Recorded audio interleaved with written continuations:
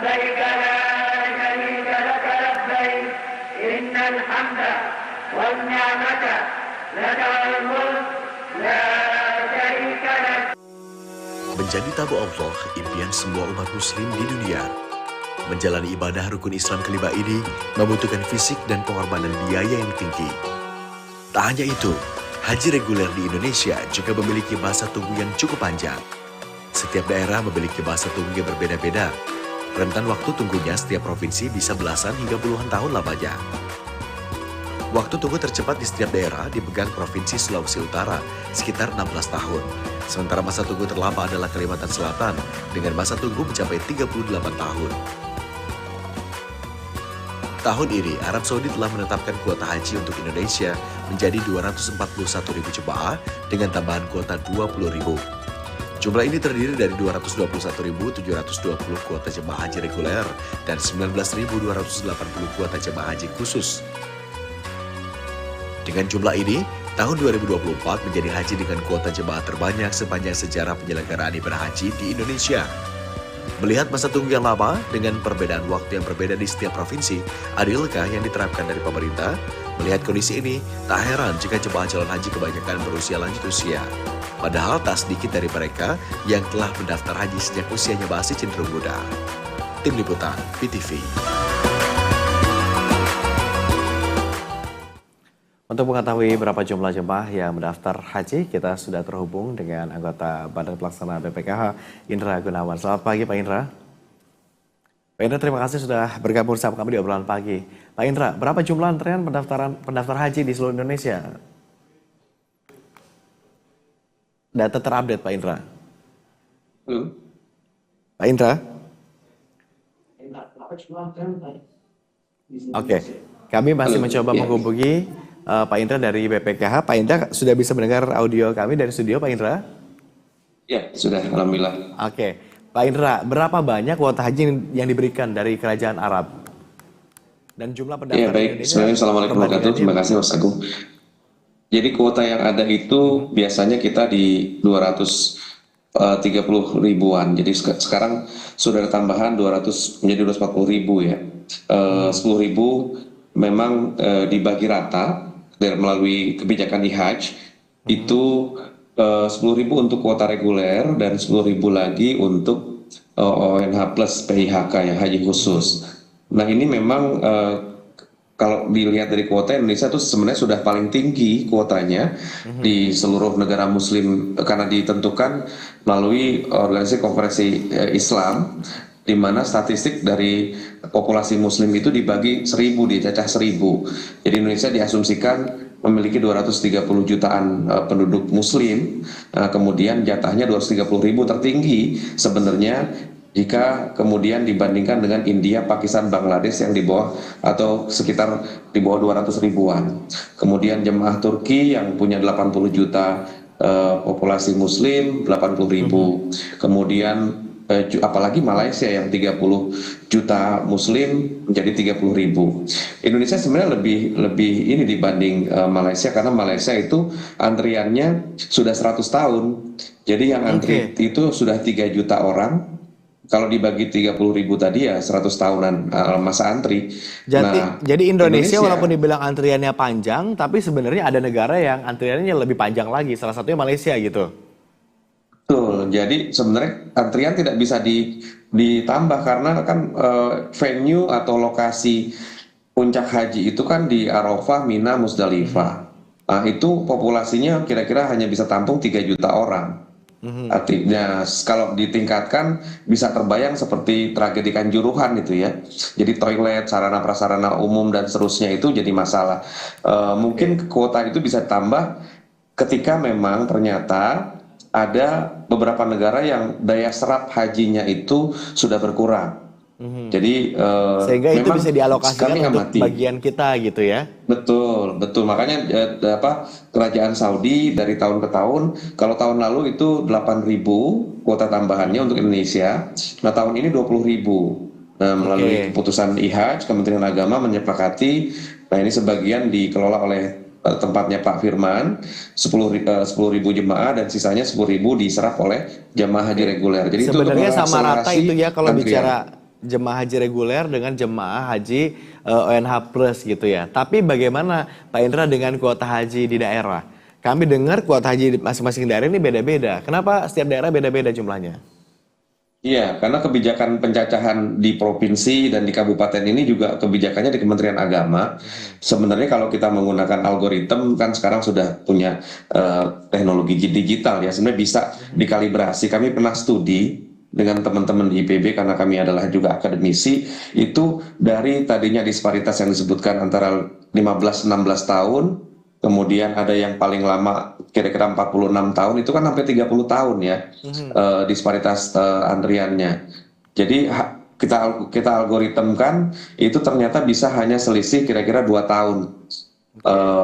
Lebih padat ketika distribusi normal kepada populasi yang antri lebih panjang. Ya beberapa tadi disebutkan di Kalimantan Selatan, di Sulawesi Selatan, di Sidrap, di Bantaeng gitu ya. Itu tinggi sekali karena atensi dari jemaah itu sangat tinggi. Daya daftar hajinya mereka itu sangat tinggi. Mereka baru berangkat haji, mungkin eager untuk daftar lagi. Malah di situ ada arisan-arisan haji di antara teman-teman yang ada di Sulawesi Selatan khususnya. Jadi memang atensi ini harus dikalibrasi dengan algoritma yang pas supaya masa antrian bisa lebih rata gitu ya, gitu Mas. Oke. Kalau bicara soal antrian tadi kan panjang ya, dan itu sebetulnya bisa dicek juga di aplikasi Pak Indra. Beberapa pihak kemarin sempat mempertanyakan gitu ya, ada aplikasi hajinya gitu ya.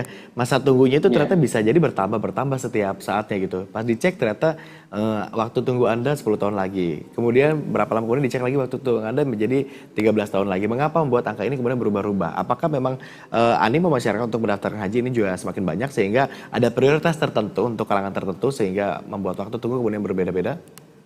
Iya, sebenarnya disparitas itu muncul sebenarnya pada saat pandemi, Mas. Jadi ketika pandemi kan kuota haji sempat dipotong sampai setengahnya, 100.000 tahun 2022. Nah itulah yang membuat diantaranya mungkin ya dari tadi yang hanya kira 10 tahun gitu ya, kemudian menjadi 2 kali lipat gitu, 20 tahun.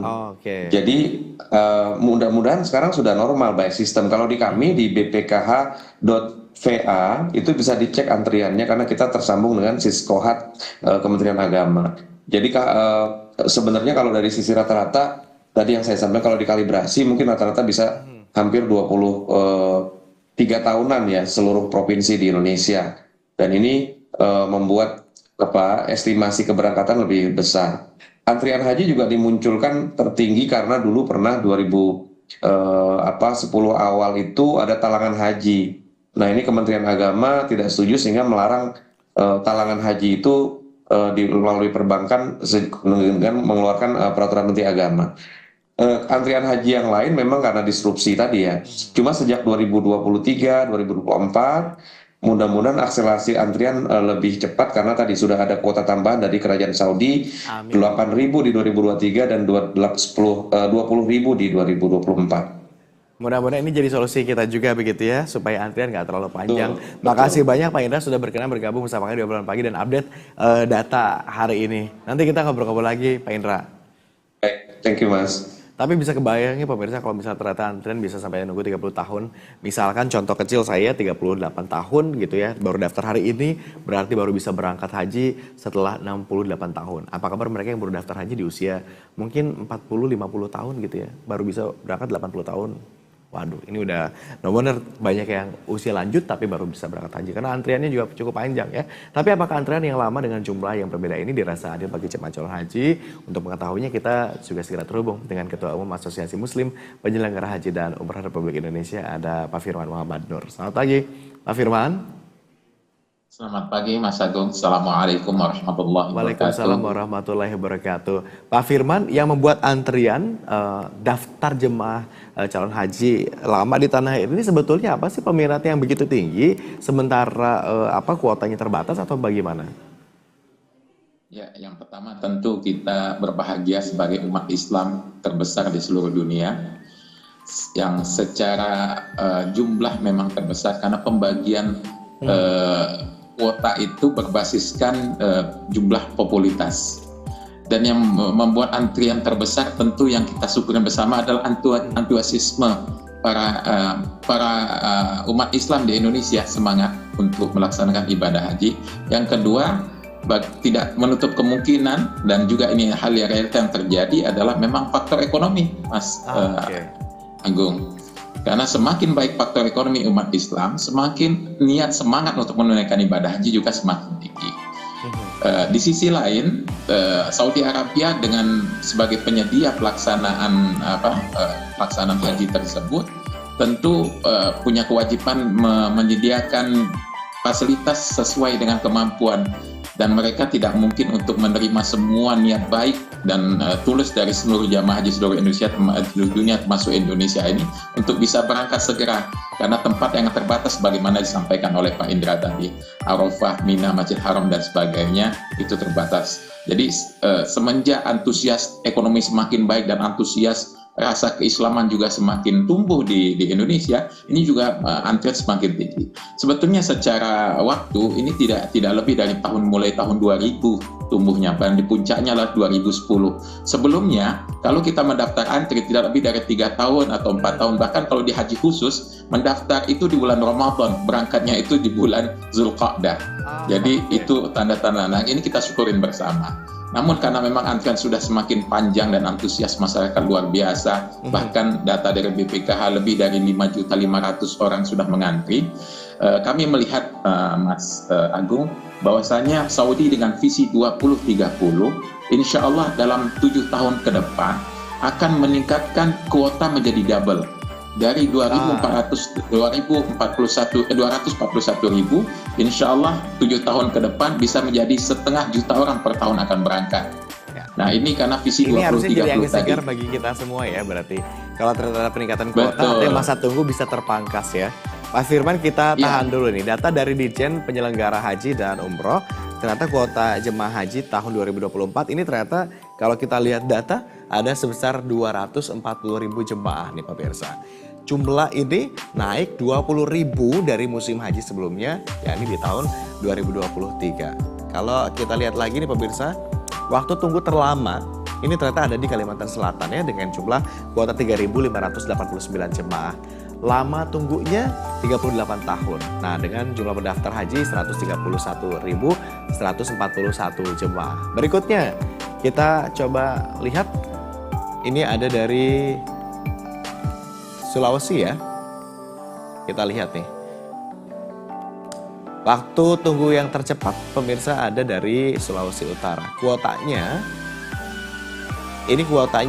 mencapai 558 jemaah dengan lama tunggu 16 tahun, dan kemudian jumlah pendaftar ada 10.505 jemaah. Nah, kalau melihat data pemirsa, Kalimantan Selatan tadi menjadi antrean jemaah haji terlama dan Sulawesi Utara memiliki antrean yang tercepat. Tapi nyatanya setiap daerah ternyata memiliki antrean yang berbeda gitu ya. Mengapa hal ini bisa terjadi pemirsa? Nah, kita tanyakan kembali ke Pak Firman. Pak Firman, kalau kita melihat data yang tadi kita coba simak bersama-sama gitu ya Pak Firman, kenapa bisa terjadi disparitas tersebut? Ada wilayah yang masa tunggunya lama, ada wilayah yang masa tunggunya bisa cepat. Ya, yang pertama adalah jumlah popularitas Muslim di sana. Itu menjadi standar DOQ bahwasanya 1 per mil. Jadi setiap 1.000 orang kuota haji yang berangkat itu 1 orang berangkat. Itu juga menjadi prioritas. Makanya tingkat pembagian distribusi jumlah penduduk di Indonesia, Jawa Barat kan paling banyak 30 juta lebih. Makanya kuotanya paling besar. Begitu. Jadi tidak dibagi rata semuanya sesuai dengan popularitas Muslim di sana. Makanya tadi berapa daerah yang popularitas Muslimnya tidak begitu besar, dan jika potensi kuotanya tentu tidak sebanyak dengan provinsi yang lain. Yaitu menjadi standar yang disepakatin oleh DOQ dan dilaksanakan oleh seluruh dunia Islam, termasuk juga Indonesia. Yang kedua juga antrian akan semakin banyak di daerah tersebut. Tadi yang sebenarnya saya sampaikan, insya Allah kita berkhusus dan secara ekonomi mereka baik, sehingga antusias semangat untuk mengantri, membayar 25 juta sebagai pembayaran awal itu tidak masalah buat daerah tersebut. Pak Firman, supaya ini jadi lebih adil, mungkinkah buat mereka yang nunggunya lama gitu bisa mendapat manfaat lebih daripada antrian jemaah yang antriannya sebentar gitu atau sedikit? Nah ini kita supaya adil ceritanya kan, yang nunggu lama dapat benefit tertentu gitu. Betul, logikanya begitu. Logikanya karena dana yang diinvestasikan atau yang dioptimalisasikan di BPKH itu karena dia bersifat investasi tentu sangat berhubungan dengan waktu. Jadi semakin lama mereka berangkat, artinya dana yang mereka setorkan tersebut secara investasi lebih produktif. Karena masa yang mungkin Pak Indra bisa lebih menjelaskan. Dan kita berharap juga ada bicara tentang keadilan dana tadi lebih besar. Tadi juga kami dari Haji Khusus yang saat ini mendapatkan amanah kuota sebesar 27.680 jamaah pada tahun ini.